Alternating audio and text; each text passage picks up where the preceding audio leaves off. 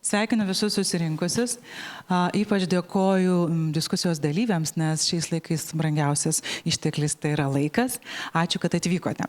Taigi šią diskusiją mūsų tikslas, kalbėtis apie vartotojų teisų apsaugą.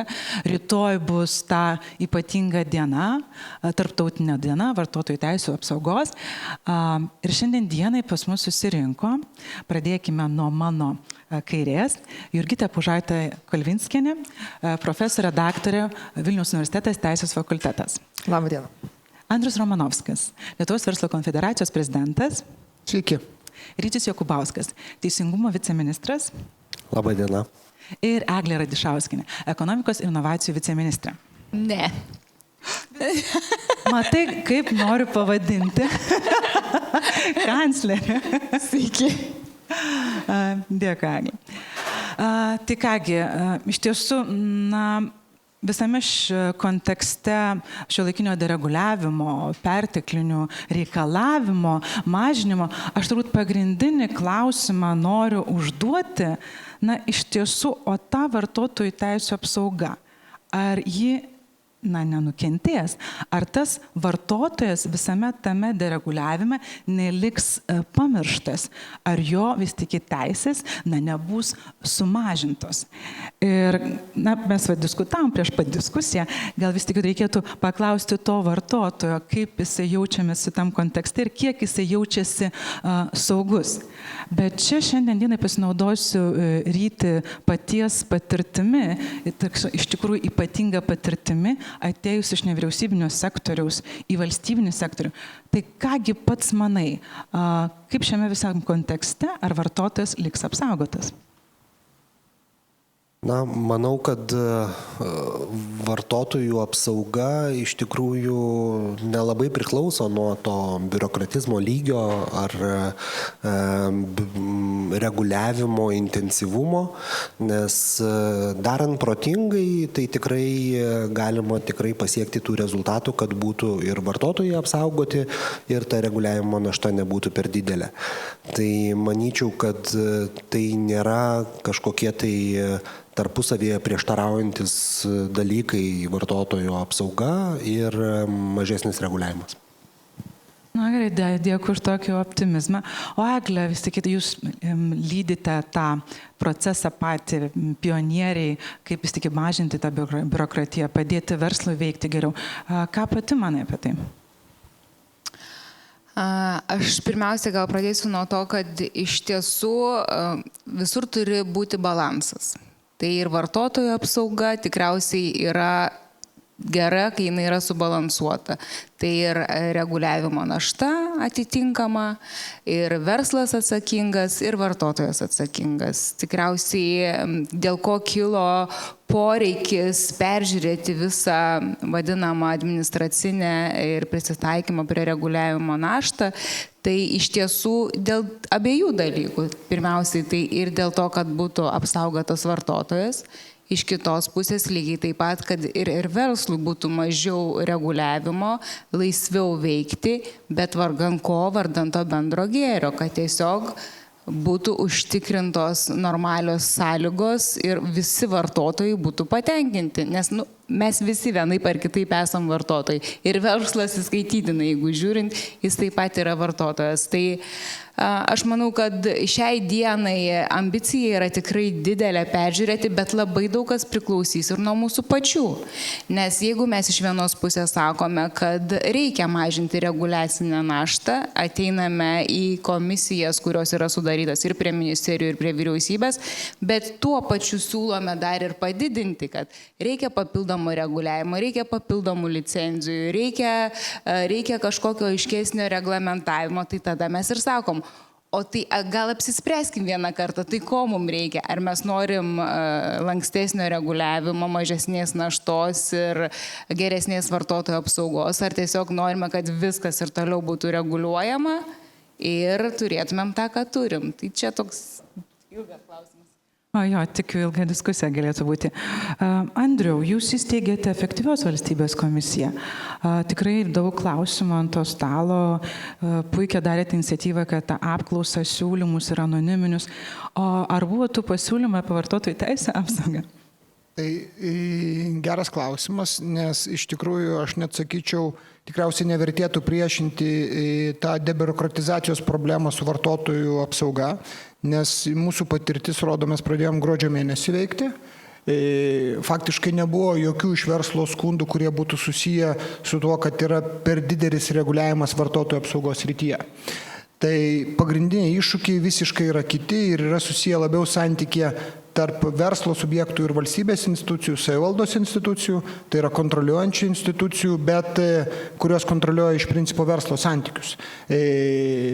Teritorijų planavimas, žemės klausimai, mokestiniai ginčai, visi šitie dalykai, bet jeigu jūs klausite grinai taip nuogai iš vartotojų, tai reiškia kažkokie tai reikalavimai, ten ženklinimo, produktų kokybės, dar kažkokie tai nėra šito klausimo. Tarsime, jau dabar verslas tai nesuvokia kaip biurokratizmo arba tai nesuvokia kaip kažkokių tai barjerų.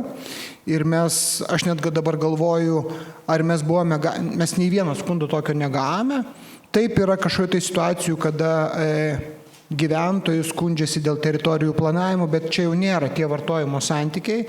Arba taip turim, pavyzdžiui, skundų iš verslo dėl mokestinių ginčų komisijos veiklos, kuri gal ne visą laiką sumoderuoja taip, kaip turėtų, bet vėlgi, kol kas aš toj diskusijų vartotojų teisių mažinimo arba kažkaip tai siaurinimo klausimo nematau, nes visi tai supranta kaip kaip taisyklė. Vienintelis gal dalykas, kuris buvo kilęs, buvo su duomenų apsauga, bet vėlgi, čia jau pereina į europinį reguliavimą ir tu ten mums galim patikti, nepatikti, mes galim kritikuoti, čia jau europiečiai tegul galvoja santykė su Amerika, kaip mes atsilaikysim prieš tą konkurencinę kovą. Nes vis dėlto yra tas pasakymas, kad Europa yra, kaip ten sakė, Silicon Valley of Regulation. Tai tas yra, bet vartotojų klausimais pat aš nematau tos problemos, jeigu sąžiningai. Puiku, tai gal jokių žinių yra geros žinios? Aš tai manyčiau, kad labai geros žinios tai parodo, kad verslas šitą klausimą suvokia kaip aksiominį. Ir tas aksiominis klausimas, čia vėlgi kaip kiekvienas reguliuoja, aš kaip tik Lietuvos bankas darė pristatymą, aš esu draudikų asociacijos vadovas, Lietuvos bankas darė rinkai pristatymą ir vienas iš temų jautriausių visą laiką yra ginčai su vartotojais. Yra jautriausia tema, žinote, Lietuvos bankas turi ikiteisminį ginčų sprendimo mechanizmą, kurie ginčus ar skundus priiminėja. Tai pavyzdžiui, dėl draudimo veiklos pas juos, jeigu aš neklysiu, 70% sumažėjo skundų. Kodėl? Dėl to, kad palaipsniui draudikai įsijungdė vidinę sistemą, kaip jie su savo klientais įsprendžia viduje problemas. Skaičius niekada nebuvo aukštas, bet jis dabar nukritęs ir Lietuvos bankas sako, wow. Žiūrėkite, jūs mums mažiau duodate darbą, nes jūs viduje galiausiai išmokote, sukūrėte kultūrą vidinė įmonėse, kada jūs įsisprendžiate klausimus ir iki mūsų tos problemos neateina. Ačiū už tokį puikų pavyzdį. Jurgita, aš pareklamuosiu ir jūsų knygą Ūkinės veiklos laisvės apsauga Lietuvoje ir Vokietijoje, kurią neseniai parašėte, sudarėte. Tai kaip matai dabar iš tos akademinio pasaulio pusės? Jo, vartotojų teisių apsaugai keliami labai dideli aukšti reikalavimai. Ir ta žinutė ateina iš ES konteksto, 38 straipsnis pagrindinių teisių chartijos, jis labai neveltui vartoja net ir žodį. ES politika turi užtikrinti aukštą.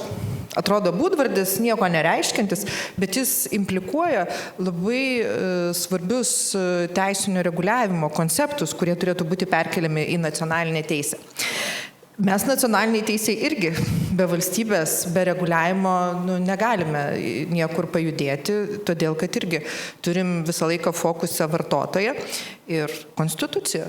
Vėlgi, mūsų konstitucija 46 sako, kad ūkinės veiklos laisvė reguliuojama tam, kad tarnautų bendrai tautos geroviai. Reiškia, prezumpcija yra, kad turi būti reguliavimas, turi būti valstybė, turi būti valstybės institucijos, nes visi suvokiam, kad šitas žaidimo taisyklės abiem pusėm yra naudingos. Ir visai visuomeniai, kiekvienam vartotojui, ir valstybei, ir verslui. Tai priešpriešos čia, man atrodo, tikrai negalima daryti, nes visi dirbam tiek valstybės institucijos, tiek verslas keičia savo gerasias praktikas, ką ir minėjot Lietuvos banko pavyzdį, su draudimo santykiais, savireguliacijos instrumentus įveda tiek nevyriausybinės organizacijos ir vartotojų teisių. Jos turi vienintelį tikslą vartotojo apsaugą, žmogaus apsaugą, tam, kad kartu vystytųsi ir keltų savo kokybę ir verslas, verslo veikla, o galiausiai mes pasiektume tą tvarų ekonominį vystymąsi, kas yra mūsų visų bendras interesas. Kaip mums sekasi šituo keliu eiti, arba kaip Lietuvai gal sekasi šituo keliu eiti, tai ir jūsų pristatytoj knygoje mes analizuojam ir stebim. Teisės fakultetas mes turim tokį fokusą į rinkų reguliavimo ir verslo atitikties modelį. Ir noriu dar irgi pasakyti, kad šiais metais kaip tik ir naują programą išleidom į gyvenimą studentam, ko anksčiau nebuvo, sakykime, tokio net pasirinkimo, buvo klasikinės baudžiamoji teisė, civilinė teisė, o dabar studentas jau jaunas žmogus gali irgi rinktis tokią specializaciją. Tai man atrodo, kad esminis lūžis turbūt įvyko 2014 metais, priėmus viešo administravimo įstatymą 4 skyrių. Ir prieš 10 metų įvyko ta paradigminė kaita, kurią suponavo naujas valstybės institucijų, reguliuotojų požiūris į verslą. Ir tuo pačiu, aišku, ir į vartotoją. Ką reiškia tas naujumas arba tas lūžio taškas? Valstybė į verslą žiūri nebe kaip į priešą, nebe pirmų numerių ją nubausti, bet valstybė žiūri ir valstybės institucijos reguliuotojus, kurių šiai dienai, mačiau, yra 50, ekonomikos ir inovacijų ministras vis dar tą sąrašą yra patvirtinęs.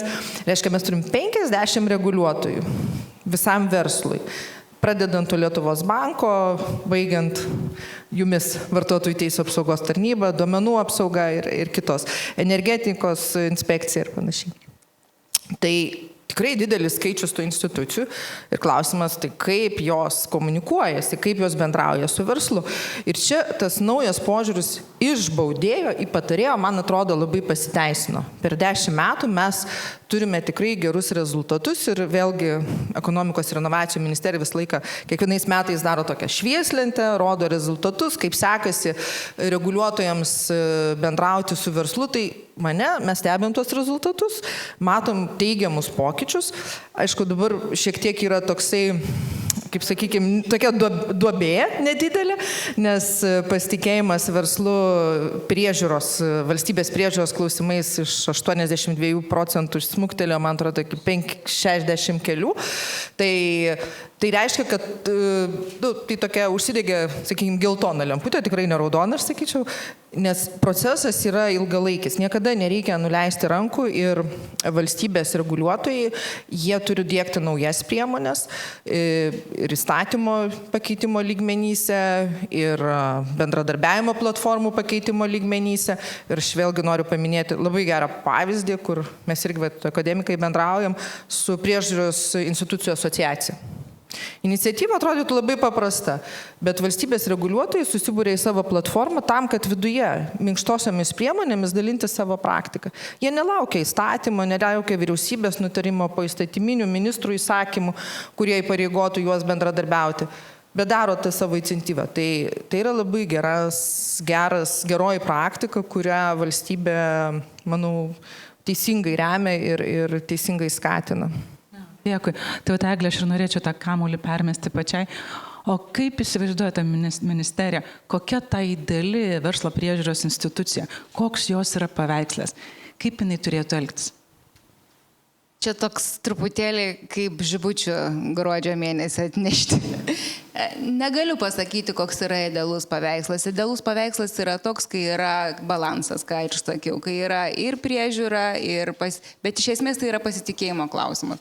Iš kur kyla ta perdėta našta, iš kur kyla tie perdėti reikalavimai, iš nepasitikėjimo, iš matymo, iš to, kad niekas nesikeičia.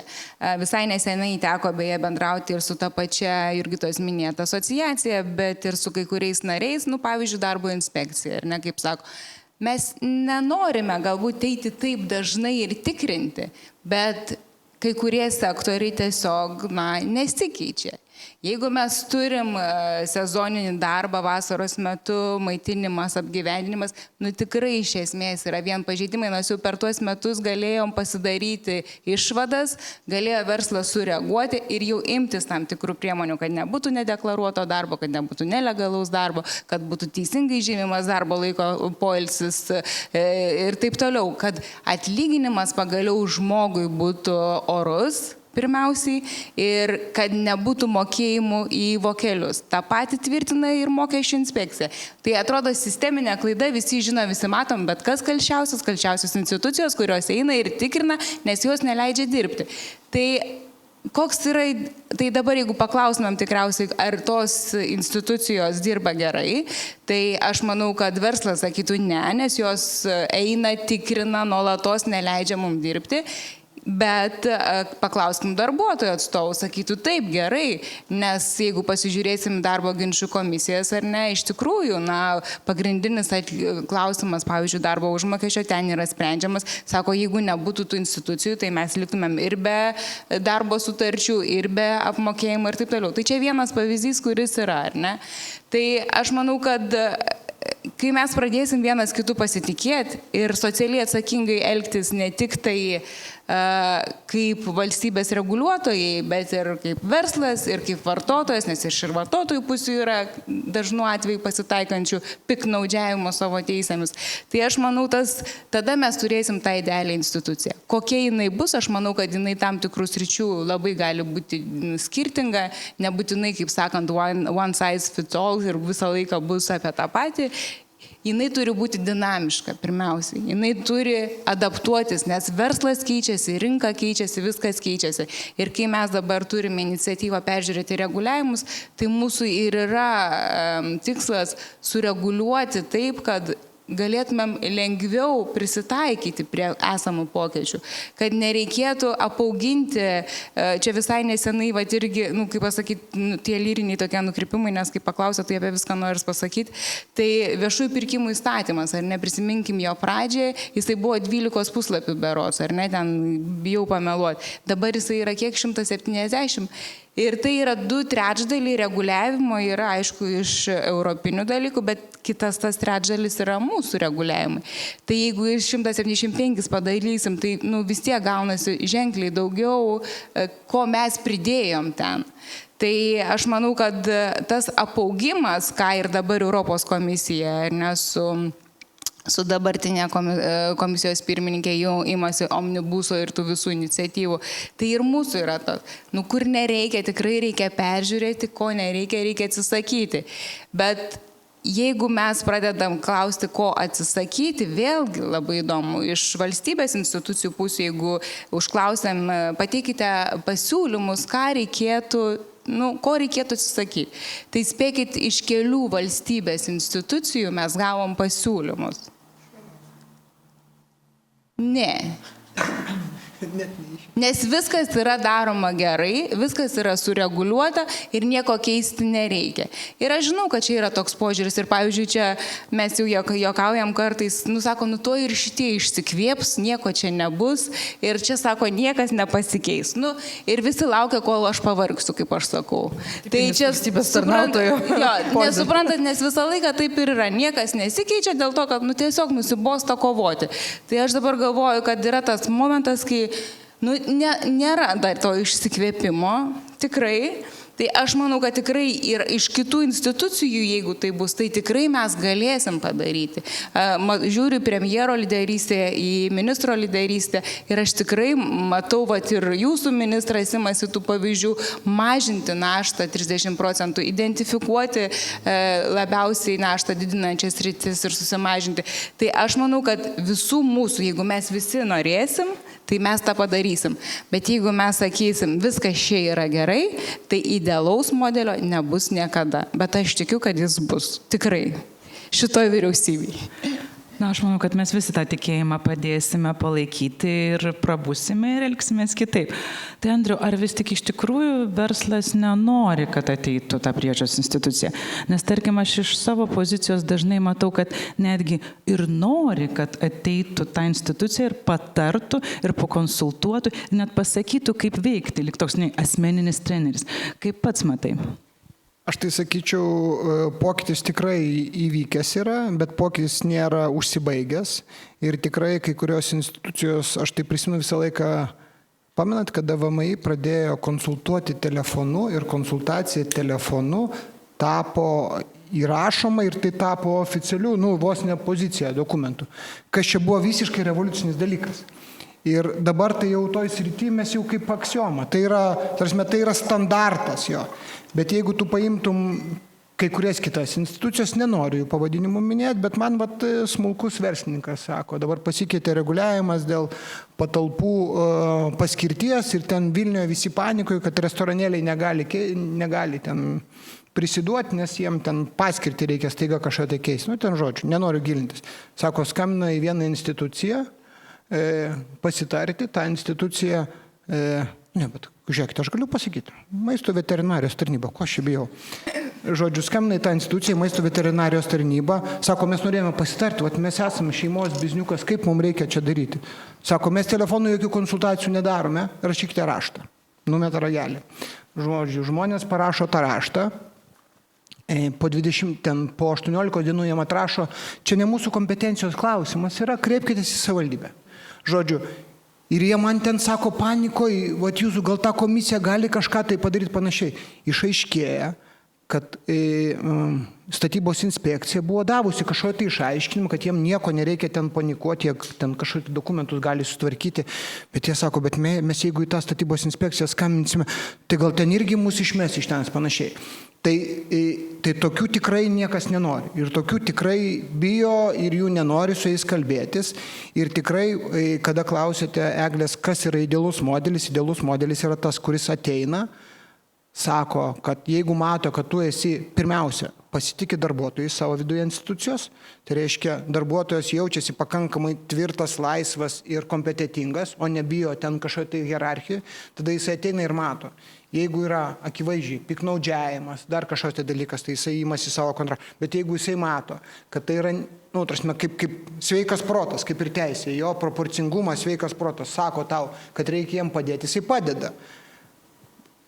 Patarė, dar kažką tai nebaudžia ir taip toliau. Čia aš, jeigu tokį pavyzdį turiu, sakė, žmogus pusvalandžių vėliau vėliavą kovo 11 iškėlė ir kaimynas ten konfliktas apskundė į policijai. Ir žodžiu, jisai ten supanikavęs, taip, turėjo 7 vėliavą kelti, o 7:30 ar 8 aš iškėliau, jis ten panašiai. Ir policijos pareigūnė sako, aš suprantu, nei aš čia bausiu, nei ką, bet aš turiu padaryti, ten įspėjimą duosiu panašiai, visiškai adekvatus vertimas situacijos. Tai to adekvatumo ir aš sakyčiau, pirmiausia, tai yra pasitikėjimo to tarnautojų, kuris daro, nes dažniausiai bijo, aš negaliu, institucija taip sukuria tokią atmosferą, kad mes negalime duoti diskrecijos tam tarnautojui, nes čia gal jisai priims sprendimą, gal čia kažkokia tai korupcija bus panašiai ir tada jie varo visi, pagal kažkokią tai ten šabloną, negalima, tada baigėsi kažkokiais tai ten teismais, skandalais, nors gal tą situaciją galėjom deeskaluoti pradinėje, jeigu tas tarnautojas turėtų ir pasitikėjimą, kad jisai tai gali daryti ir nebūtų taip. Bet čia tikriausiai toks pakankamai vidaus kiekvienos organizacijos kultūros klausimas, kuri turėtų irgi keistis. Na jo, čia yra ugdytini dalykai. Aš dar norėjau paklausti, iš tikrųjų, Ryti, žiūrint į Teisingumo ministeriją, teisėkūros instituciją, vartotojų teisų apsauga, žmogaus teisų laukui priklauso ir išsikėlėte kaip vėliava šį klausimą. Tai ar yra kokių norų, iniciatyvų, žiūrint dabartinę dieną, dereguliavimo, kaip tik galbūt stiprinti dar vartotojų teisų apsaugą, nes tą girdžiu, kad ir tai yra didžiulė vertybė, lik ir balansas yra, bet gal dar galima ekstramylę padaryti? Manau, kad tas paveikslas nėra toks labai vienareikšmis, ar ta kryptis tik tai stiprinti, ar tik tai mažinti, ar didinti, nes dažnai kai mes kalbam apie pokytį, ar ne, tai vadinasi, greičiausiai reikia keisti. Ar ne? Ir kalbant apie vartotojų teisių apsaugą, jeigu žiūrėti per rinkos funkcionavimą, per verslo interesą, tai pripažinkim, kad vartotojų teisių apsauga kainuoja, ar ne, ir paisyti vartotojų teisių verslui kainuoja. Tai todėl, jeigu atsiranda kažkokie tai rinkos žaidėjai, kurie nepaiso šitų teisių, jie įgyja konkurencinį pranašumą. Jie visų pirma, sakykim taip, elgdamiesi nesąžiningai, jie gali labiau konkuruoti, ar ne, bet plus jie įneša to nepasitikėjimo bendrai į mūsų rinką, kas turi tokių labai toli siekiančių pasiekmių. O tada, kai visi visais nebepasitikė ir mes nueinam į tą totalų reguliavimą, visada ten žiūrėjimą, sekimą ir taip toliau. Tai matyt, čia labai svarbu rasti tą teisingą balansą, kad tie, kurie nenori paisyti vartotojų teisių, kad jie pakankamai anksti būtų identifikuojami ir kad būtų užkardomi, kad pas juos tikrai nebūtų jokio intereso tęsti tos pažeidimus.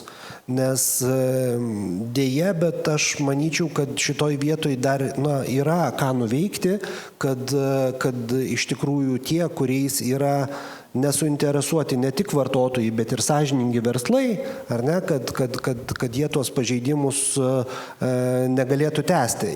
Ir matyti šitoj vietoj, padarius tam tikrus žingsnius ir veiksmus, galima būtų tada kalbėti apie tai, kad bendrai visiems tada ta reguliacinė ir biurokratinė našta mažėja. Ar ne?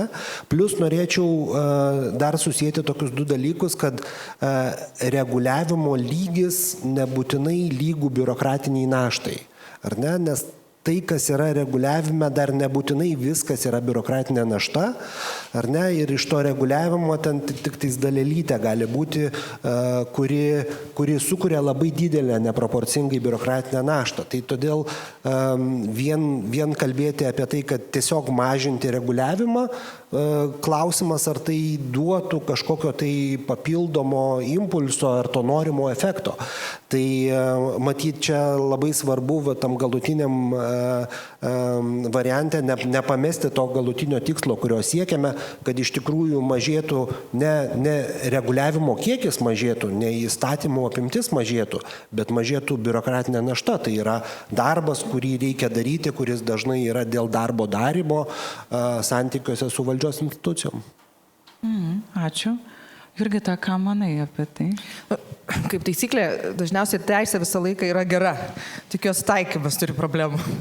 Tai kalbant apie vartotojų teisių apsaugą ir verslo priežiūrą ir tą koncepciją, aš irgi manau, kad šiai dienai galiojantis tas dualistinis modelis, kada mes turim 4 skyrių viešo administravimo įstatyme su minimaliais baziniais reikalavimais, kurių turi laikytis visi verslo sektoriai, nepriklausomai nuo to, kokią ekonominę veiklą vykdo. Ir šitas 4 skyrius, jis yra geras ta prasme, kad jis nėra platus, bet turi viską, ko reikia. Turi verslo priežiūros principus, superiniai principai, minimalios ir proporcingos naštos, užtikrinimo principas priežiūros metu, turi rizikos vertinimo principą, superinis principas, kuris dėja dar paskui į įgyvendinimą ne visur jisai nusileidžia. Nes atliekant planinius patikrinimus, taip, rizikos vertinimas turi būti atliktas, bet ne planinių patikrinimų jau jisai dingsta kažkur ir tada mes puolam gesinti tų gaisrų, gaisrelių rezonansinių atvejų. Ko galbūt tam baziniam lygmenyje mes taip matom iš savo mokslinių tyrimų trūksta ir iš teismų praktikos, ką matom. Tai va, čia noriu, Andriu, papasakoti irgi, reflektuoti vieną bylą. Labai gera byla buvo Vyriausio administracinio teismo išplėstinės kolegijos. Teismas panaikino priežiūros institucijos sprendimą, kurio buvo paskirta piniginė bauda, vien todėl, kad prieš tai priežiūros institucija nesilaikė metodinės pagalbos ir konsultavimo principų ir nesilaikė minimalios ir proporcingos priežiūros naštos principų. Tai reiškia, teismas pažiūrėjo, o atėjo iš karto davė baudą. perėjo prie pačios griežčiausios poveikio priemonės, neišnaudojus prieš tai turimų teisinių instrumentų. Tai įstatymė surašytos tas priežiūros formos ne todėl, kad šiaip gražiai jos atrodo, bet kad jos būtų taikomos praktikoje ir kad tas baudimas iš tiesų ir poveikio priemonių taikymas, kur jau negatyvios pasiekmės eina verslui, jos būtų pati paskesnioji pačiam paskutiniam žingsniui. Tai teismų praktika, jinai labai stengiasi žiūrėti, atliepti būtent į tą įstatymo tikslą, kodėl jisai buvo priimtas. Ir kartais dar reguliuotojai ir verslo valstybės institucijos, jos pamiršta 31 straipsnį. Dėl ko mes tą įstatymą kūrėm? Tam, kad priežiūrą padėtume verslui toliau plėtotis. Ne kad jį užgniauštume, ne kad jį baustume, bet kad padėtume jam toliau eiti pirmin ir kurti tą ekonominę gerovę. Tai, man atrodo, tam teisės taikyme, taip, yra dar kur pasidaryti gerų darbų ir kur reikėtų pasitobulinti ir sakykime, potencialas yra. Aišku, dar yra vienas momentas, kas ir diskusijai buvo paminėta, verslo tų procesinių teisų apsauga priežiūros metu. Turim keletą ten tų nuostatų, kad vienu metu įmonės atžvilgių negali būti atliekami daugiau negu 2 planiniai patikrinimai. Bet jeigu užsidega padangos salytui, tai jau visi sulėkia. Tada jau nėra jokio ribojimo skaičiaus. Suprantama, rezonansinis įvykis. Tai tam tikrų saugiklių tų procedūrinių yra, bet bendradarbiavimas su reguliuotoju ir informacijos teikimo apimtis. Santykis su nekaltumo prezumpcija. Yra labai įvairių reguliavimų. Jeigu paimsit konkurencijos bylas, ten už tai, kad nebendradarbiauji, jau yra sunkinanti aplinkybė ir dar už tai gali gauti baudą. Pagal kitą specialų įstatymą, sakykime, paimkim ten su maisto produktu, ten tas nebendradarbiavimas, taip toksai, nebendradarbiauja, tai institucijai sunkiau pabaigti tą tyrimą, bet verslas nepatiria. Tai tos procedūrinės teisės, jos tikrai yra fragmentuotai reglamentuotos. Mes skaičiuojam 27 skirtingi įstatymai, 50 priežiūros institucijų, 27 specialieji įstatymai jau pagal skirtingas verslo sritis. Konkurencijos, mokesčių įstatymas, žuvinkystės įstatymas, visur įvairios sritis. Bet ten yra didelis disonansas tarp procedūrinės apsaugos. O visgi grįžtant į tai, kad verslo priežiūra jinai skirta ne tik tai ekonominiais tikslais, bet ir teisės viršenybės principo užtikrinimui. Tai čia aš tikrai matau ir šaunu, kad šiandien diskusijoje ir Teisingumo ministerija, ir ekonomikos ministerija, abudu požiūriai susinergina. Tikrai yra svarbu, žiūrint į plėtoti tą procedūrinių teisų apsaugą ūkio subjektų, verslo subjektų. Ir tam potencialo, manau, kad įstatyminiam lygmenį dar turime. Čia galima pagalvoti tautų iniciatyvų. Jo, dėkui, aš man labai daug minčių pačiai bekalbant nuo tų priežiūros formų, nes iš tiesų dabar tuo įsigalios gaminių ir paslaugų prieinamumo įstatymas, kuriame dar yra daug pilkųjų zonų, nes ne visi yra standartai patvirtinti, kaip bus tikrinama rinka dėl prieinamumo. Ir iš tiesų iš tos visų patirčių ir praktikų, ir kur čia nesenas buvo renginys, kur mes visi dalyvavome dėl verslo priežiūros tarptautinis, mums kilo mintis turėti metodinį vizitą, kur būtų dialogas tarp verslo ir to inspektoriaus. Aš matau, kad iš mūsų pozicijos tarnybos yra tam tikrų rizikų, nes tai yra netipinis elgesys pačiai priežiūros institucijoje, kuomet girdėti. Ir dar kitą girdžiu, kad galbūt verslas mums uždiktuos ir tam tikrų ūkio subjektų noras bus atitinkamai paveikti savo srityje. Andriau, kaip tu įsivaizduoji, jeigu, tarkime, ateitų inspektorius į tą kažkokią įmonę ir sakytų, papasakok, kaip tu gali būti prieinamas. Kas tada atsitiks? Prieinamas, gali kita, ar kokias rytis. Ar verslas bus pasiruošęs tai bendrauti? Čia išeinant irgi iš to, kad mes pripratę, kad ateina, susakė arba nubaudė. Tai ką Jurgita sakė, pažiūrėk, kiek tų yra įvairių priežiūros formų, gali bendradarbiauti, bet ar ir tą pusę pasiruošusi papasakoti to socialinio, čia dar ir sąmoningumo, nes yra prieinamumas, apie negalę, kitus poreikius žmonių, kurie ateina ir pirks tavo produktą arba naudosis tavo paslaugą. Tai aišku, kaip pasako, ateina, tai pirmas jau toks dalykas verslas, tai jau ateina, pasistuksena, Revizorius. Nu tai papasakokite. Tai ta prasme, aš taip jau visiškai iš būtinės reakcijos, tokios pasamoninės, tai čia jau raudona lemputė užsidega. Tai ir čia tikriausiai tas kažkoks tai kontaktavimas turėtų būti kitokius, nes ta psichologija yra labai svarbus dalykas. Aš pats net esu vieną kartą, man draugė smulki labai šitą verslininkė, restoranėlio savininkė, paskambino, sako, pas mane atėjo patikrinimas, sako, Andriau, aš ten nežinau, ten visa dreba, panašiai, sako, atvažiuok, pabūk šalia, nes man labai baisu. Žodžiu, galiausiai gavo tas 5 žvaigždės ir viskas ten buvo, ir buvo pastabų, panašiai, bet apie reakcijas jo. Ir ypatingai aišku, kuo smulkesnis, tuo jisai didesnis, tai tikriausiai jisai yra, kaip ten galite sakyti, turtingesnis, daugiau tų advokatų, panašiai turi patirties, turi jisai labiau ramesnis į tokias reakcijas. Tai šiaip apskritai tikriausiai formatas kažkoks toksai protingesnis arba bendravimo, arba norim susitikti, pakalbėti tokį, tai visą laiką būtų, čia yra forma labai svarbus dalykas, aš sakyčiau. Nes kartais tau atrodo turinys labai geras, bet ta forma vis dar yra labai svarbus dalykas, kuris ar kelia streso, ar nekelia streso. Ar tu turi dialogą, kada yra kita pusė verslininkas atsiveria ir kalbasi ir žino, kad ten nebus taip prieš jį panaudota panašiai.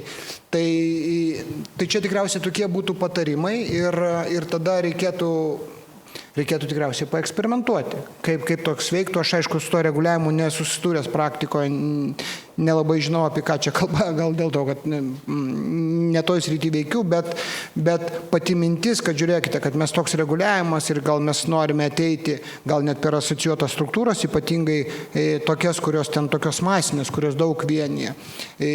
Gal per tos dalykus galima būtų, bet tikrai aš manau, kad susirastų. Tai tas formos pasirinkimas yra ne ką mažiau svarbus, o kartais net svarbesnis už turinį. Su gražiu turiniu ateini, bet jeigu forma tokia, tai tada visi užsidaro, užsiblokuoja ir nepriema tos informacijos. Nežinau, ar aš atsakiau. Jo, atsakei, gerai, daug įžvalgų mums einant daryti tuos patikrinimus. Egle, žinau, kad iš tikrųjų planiniai patikrinimai yra mūsų prioritetas. Ištinka tų neplaninių, ištinka tų būtent mažareikšmių, ką ir Jurgita šiek tiek užsiminė. Kuomet, žinai, tas balansas, kai dėl vieno skundo eini tikrinti, nes tai galimai bus kontroversiškas, galimai sukels visuomenės kažkokią tai reakciją, žiniasklaidos dėmesį. Žinau, kad turi įstatymo pataisų ir viešojo administravimo įstatymų. Kaip manai, kaip vėl apie tą balansą, ką mes šiandien pradėjome, tarp to mažareikšmio galimai neturinčio poveikio ir tikrosios rinkos priežiūros? Gal pirmiausia reikėtų pradėti nuo to, kad dėja, bet Lietuvoje yra labai daug neplaninių. Ir čia yra pagrindinė problema, dėl to, kad jeigu pasižiūri vienoje institucijai 53% planiniai, 47% neplaninių. Tai reiškia, iš esmės reagavimas yra ad hoc. Tai iš institucijos pusės, jeigu žiūrėsim, tikriausiai tai yra resursai, tiek žmogiškieji, tiek finansiniai, tai yra pajėgos telkiamos į kažkokį tai vieną atvejį, tai yra visiškai, kaip pasakyti, kaip ir nelabai naudinga, ar ne? Jeigu įvertinsi piniginę prasme ir žmogiškųjų išteklių laiko prasme. Tai aš manau, kad iš to, kad mes dar nemokam planuotai dirbti, labai daug gaunasi to tokio ad hocinio reagavimo ir tada mes įsivaizduojam, kad kadangi mes visi subėgom, kai kažkas sukilo, tai dabar jau mes visi broliai šaunuoliai, dėl to, kad visi pamatėm, visi užfiksavom, viskas yra blogai ir tada prasideda, nebelieka bendravimo. Ką galim daryti, ką galėjom daryti. Pasidarom visos institucijos, kad iš to atvejo pasimokyti. Aš negirdėjau dar, kad po tų tokių gaisrų, ar ne, visi susėstumėm ir nuspręstumėm. Tai ką reikia daryti, kad būtų kitaip. Tai aš manau, kad kai dabar mes jau visi sutinkam, kad tai būtų gerai, tai tą siūlau ir daryti, nes tada bus planavimas toks, koks jis turėtų būti. Nereikia bijoti, ką ir Andrius sako, ar ne, kaip verslo atstovas, ir jūs pati minite, ir tikrai dalis verslininkų, bijo tų institucijų, bet jos realiai tai bijo ne institucijos, jos bijo konkretaus žmogaus, kuris ateis ir darys tą patikrinimą. Nes, taip yra gyvenime. Nes jeigu ateina, kaip sako, normalus, tai viskas gerai. Bet jeigu ateina kažkoks, tai kur, vėliava iškėlė pusę valandos vėliau ir jau skandalas, tai tada yra blogai. Tai aš galvoju, žinot, kaip pasakyti, visko tikrai nei į įstatymą nesurašysi. Niekur. Čia, ką Jurgita sako, yra taikymas. Ir tai yra taikymas per žmonės. O kas žmonės, kai mes keičiam požiūrį savo visą į situaciją, tada galime ir keistis. Nes jeigu mes sakome, kad viskas yra gerai, nieko nereikia čia keisti ir, tai nieko ir nereikia keisti. Bet jeigu mes sakom, kad ne viskas gerai, tikrai reikia keisti ir reikia pasimokyti iš tų klaidų, kas jau buvo. Nes teisingai jūs minėjote mūsų ministerijos atliekamą švieslentę. Tai yra geltona lemputė, ar ne, kad krenta priežiūros institucijų, kaip pasakyti, pasitikėjimo procentas. Ką mes darom? Kas nors dabar mes apie tai dar jau kalbėjom, nes jau man tai irgi atrodo, ką mes darom, nes čia yra negerai. Čia ne vienos institucijos. Čia reikia su asociacija. Į asociaciją reikia prijungti kitas organizacijos, kurios galbūt yra mažesnės, yra silpnesnės, kurios neturi prieigos prie gerųjų patirčių, taip kaip jūsų asociacijos lyderiai, ar ne? Tai, kaip ir Andrius sakė, galbūt jungtis per verslo asociacijos, kurios yra stipresnės. Ta prasme, mes turim keistis, jeigu norim, kad keistųsi visa aplinka, kurioje mes gyvenam. Tai čia tik tai... Ja, Andriau, aš tik trumpą reakciją, vėlgi mano patirtis yra su Lietuvos banko priežiūra ir finansų rinkos dalyvių priežiūra. Tai pavyzdžiui, ir mano patirtis yra gera tąja prasme, kad Lietuvos bankas turi tokią sistemą. Jis kartą per metus surenka visą, pavyzdžiui, draudimo rinką, tai yra, grubiai tariant, gaunasi 30 įmonių ir brokerių įmonių, kurių keli šimtai reguliuojamų, jeigu žiūrint iš draudimo sektorius. Jo. Jie pristato savo prioritetus ir ten viena iš temų yra, ką jie šiais metais planuoja tikrinimai. Jo. Tai jie iš karto informuoja, kad pavyzdžiui, pas mus planuojamas vienos draudimo įmonės ten planinis patikrinimas, vienos jau vienas vyksta, tada jie sako, pavyzdžiui, ten buvo šiais metais pristatė, kad jie draudimo brokerių sektorių prižiūrės ten klientų pinigų panaudojimo ir bus irgi patikrinimas. Tarsi, jie iš principo rinkai pasako į priekį, kas jūsų laukia. Aš apie neplaninius nesu girdėjęs iš viso tokius dalykus, pavyzdžiui, gal galite pasakyti, kad čia maža rinka, taip toliau, bet iš principo rinka yra signalizuojamos, kokios yra matomos problemos rinkoje. Ir ten buvo aiškiai, pavyzdžiui, buvo kalbama apie gyvybės draudimo, kokios yra problemos panašiai. Rinkai signalizuojama, kas bus žiūrima ir ką jūs dabar, žinodami, kad, pavyzdžiui, draudimo brokerių įmonių bus tikrinami, kaip jie klientų, tai yra vartotojų pinigus, nes jie pagal tvarką turi ten per keletą dienų pervesti draudikui, jau visi žino, kad žiūrėkite, bus patikrinimai, jūs ten gal pasižiūrėkite.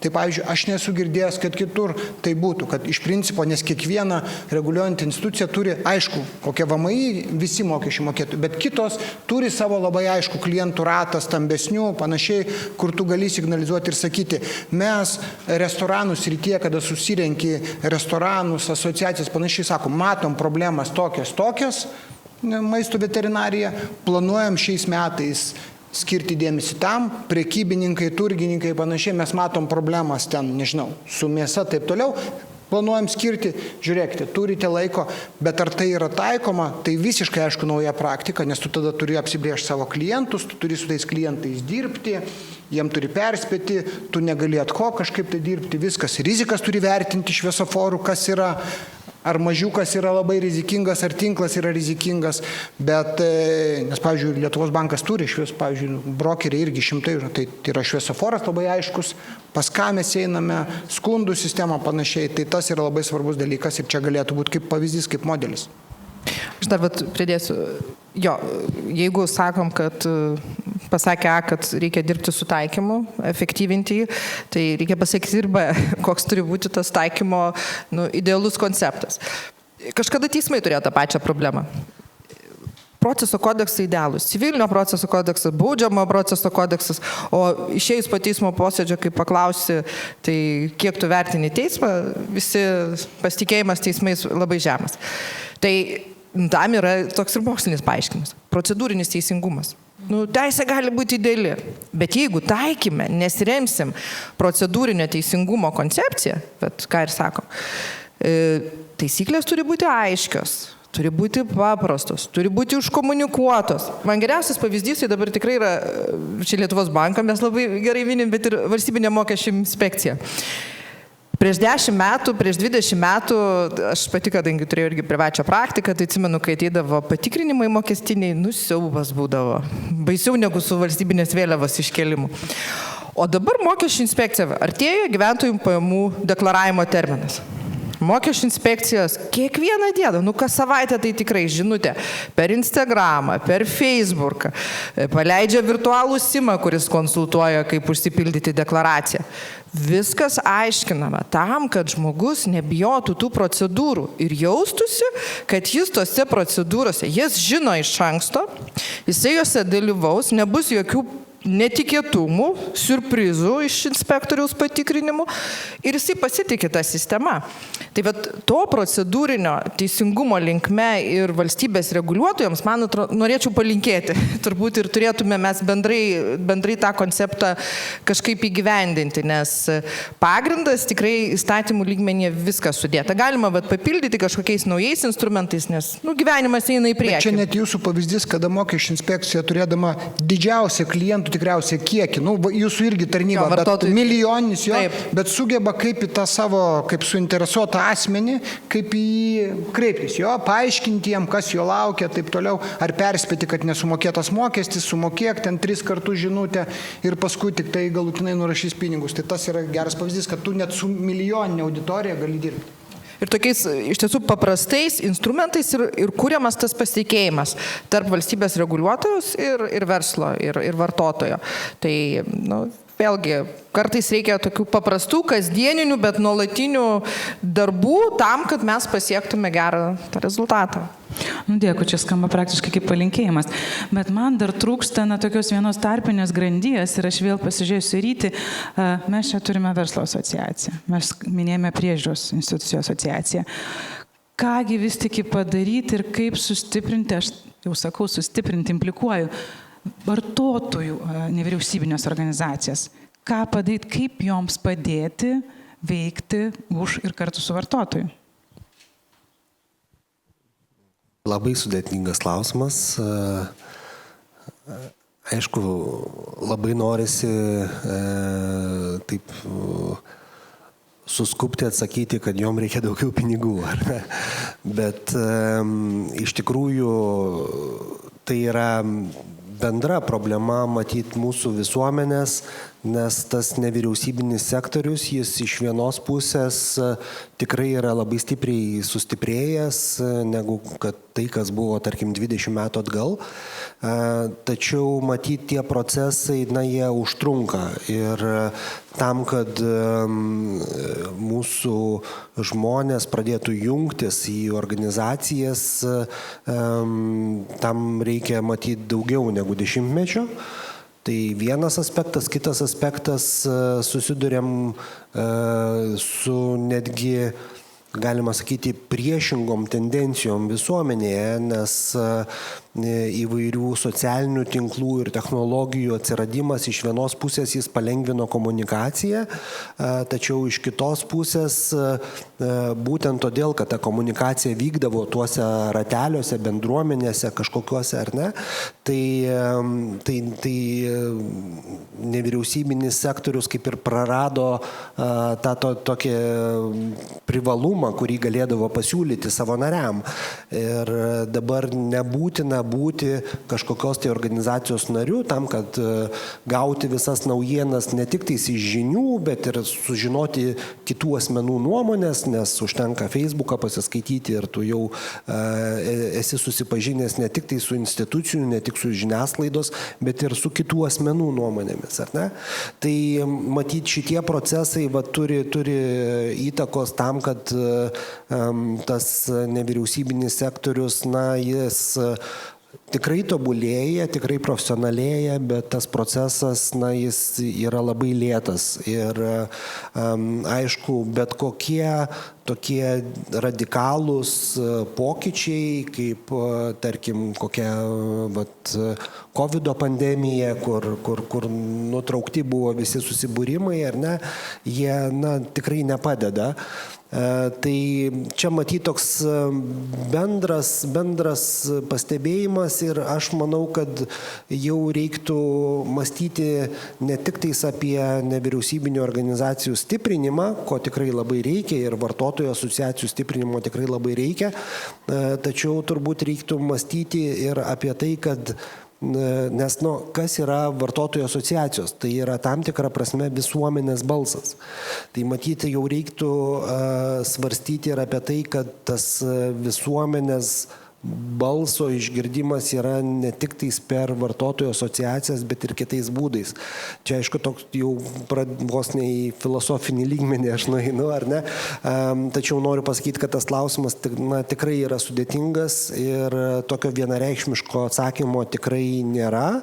Aš manau, kad ta kryptis, kurioje mes esame, ji yra gera, jeigu nebūtų tų iššūkių geopolitinių, kurių mes turim, tai aš manau, situacija būtų pakankamai jau nebloga, tačiau turint omeny, kad tarkim ir dabar su biudžetu visais skirstimais ar ne, reikia daugiau dėmesio skirti gynybai, natūraliai tada ir tokie klausimai, kaip tarkim vartotojų asociacijų institucinis stiprinimas, įskaitant ir finansinę paramą, jie natūraliai pasislenka pagal prioritetus truputį žemiau ir tada dar sunkiau yra pasiekti tų rezultatų. Andriau, norėčiau. Aš norėčiau pasakyti, kad čia ta tendencija ne tik iššūkis vartotojų organizacijom, čia tas pats iššūkis yra ir verslo organizacijom, tas pats iššūkis yra ir profsąjungom, tas pats iššūkis netgi politiniam partijom. Pažiūrėkite, bendras žmonių susibūrimas ir interesų atstovavimas per kažkokias tai organizacijas, jisai, aš sakyčiau, kreivė dabar taip ateina. Ir čia vakaruose būdavo vartotojų organizacijos, kur milijoninė narystė, kur verslo organizacijose visi yra, tai Lietuvoje verslo asocijuotumo lygis yra labai žemas. Profesinių sąjungų dar žemesnis, bet bendrai. Ir čia yra susijęs su to, kad pirmas dalykas, tu galvoji, kad už tave kažkas tai išspręs. Tai vartotojai visi sako, tai ten yra tas vartotojų alijansas, kur anksčiau vadovavo Rytis, tai jie ten ir išspręs, kam man ten būti. Čia yra vienas dalykas, kitas dalykas teisingai. Tu dabar daugelį problemų kaip vartotojas gali išspręsti per Facebooko įrašą vieną jo. Normali praktika visiškai, aš net jau kartais piktinuosi, kada parašo ten valandą laukiu kažkur tai kažkas tai man nepadarė, užtegina kokį nors ten įmonę, taip toliau, ten jau komentaruose komunikacijos vadovas jau sprendžia jų problemas ir jau ten, štai ir vartotojų teisės yra apgintos. Tai yra iš vienos pusės labai efektyvus, nors yra visokiausių istorijų. Žymioji istorija yra su viena draudimo įmonė, kada prieš Kalėdas žmogus parašė, kad sugriuvo tvora ir jam neišmokėjo. Čia buvo dar prieš pandemiją, buvo 50 000 laikų ir apie 15 000 šierų Facebook'e. Kosmosas, niekas negalėjo suprasti. Rezultate baigėsi, kad taip ir neišmokėjo pinigų, nes nepriklausė, nes sulūžo tvora sena paprasčiausiai. Bet čia tas jisai suponuoja, kad o ką man būti? Ką man būti verslo organizacija? Ir aš iš tikrųjų, žinokite, nežinau sprendimo. Tai sprendimas, aišku, institucija, kuri niekur nedingsta ir kur žmogus ten gali spręstis, pats žmogus, jo aktyvumas ir kiek yra verslas sąmoningas, kiek jisai reaguoja į tą situaciją, kiek nereaguoja. Ir kiek, pavyzdžiui, vartotojų organizacijos, aš kaip dabar prieš renginį sakiau, tikrai yra nukraujavimas, nes Rytis buvo aktyvus. Tarsime, kiek, neturi išmės kiek tu, bet jeigu tu esi aktyvus, kaip po šnekėtojas, tai tu esi matomas ir tu tada gali daryti poveikį ir neturi išmės kiek tu organizacijai, 100 000 ar 10 000. Nes dabar viskas susivokia per tą viešą suvokimą. Jisai kalba, jisai sako nuomonę ir į jį sprendimų priėmėjai reaguoja. Ryti, tai kodėl pabėgai? Padarė savo darbą. Tai grįžtant prie mūsų diskusijos, aš manau, kad įvertinus šitą iš tikrųjų pakankamai tą žemą asocijuotų struktūrų lygmenį, tai taip lyg ir sprendžiami tie klausimai, kad labiau būtų jungimasis, bet klausimas, ką daryti, kol tai vyksta, ar ne? Ir čia aš manau labai svarbu pabrėžti ypatingai didelę atsakomybę sprendimų priėmėjų, kad jie sugebėtų atsirinkti, kur yra vieno kažkokio nepatenkinto vartotojo nuomonė, o kur tai yra nuomonė, kuri atspindi daugumos vartotojų, ar bent jau, sakykim, taip, tos pretenduoja į visuomenės nuomonę, ar ne, kad sugebėtų atsirinkti tokius dalykus, kad jeigu nuomonė yra nepateikta, tai nebūtinai reiškia, kad jos nėra. Galbūt tiesiog tie, kurie galėtų pateikti nuomonę, yra per silpni instituciškai spėti, į visus užklausimus reaguoti ir visada pateikti. Tai įsivertinti va tokius dalykus ir čia yra tikrai didelė atsakomybė sprendimų priėmėjų, sprendimų procesuose, ne tik tais pasivadovauti tuo, kad, kadangi nesulaukiau pasiūlymų, tai vadinasi nieko ir nėra, ar ne? Vadinasi, kartais reikia ir proaktyviai ieškoti ir galbūt padėti tiem pasiūlymų teikėjam suformuluoti savo pasiūlymus ir panašiai. Čia didelė atsakomybė ant sprendimų priėmėjų. Na kągi, dėkui, aš matau, kad mūsų diskusija, kai įsikarščiuoja, tai neužbaiginėjasi.